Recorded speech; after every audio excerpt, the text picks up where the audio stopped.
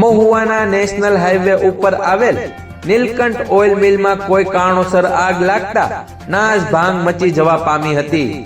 બનાવને લઈને ઘટના સ્થળેથી જાણવા મળતી વિગત અનુસાર વાત કરીએ તો મહુવા નેશનલ હાઈવે પર શનિદેવના મંદિર પાસે આવેલ નીલકંઠ ઓઇલ મિલમાં કોઠી રૂમમાં કોઈ કારણોસર આગ લાગતા નાસ ભાંગ મચી જવા પામી હતી અને આગ વિકરાળ સ્વરૂપ ધારણ કરે તે પહેલા ફાયર વિભાગ દ્વારા ભારે જહેમત બાદ આગ કાબૂમાં લીધી હતી।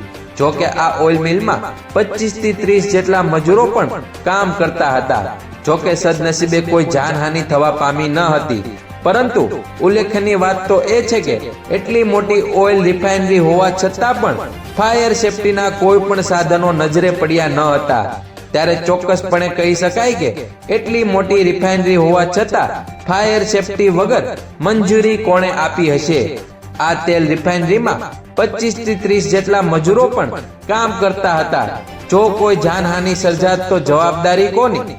આગ લાગતા તુરંત રિફાઇનરીઓના માલિકો દ્વારા રાતોરાત દુકાનો ખોલાવી ફાયર સેફટીના સાધનો લેતા નજરે પડ્યા હતા અને વાહન દ્વારા તરત જ મામલો થાળે પાડવાના પ્રયાસો કર્યા હતા।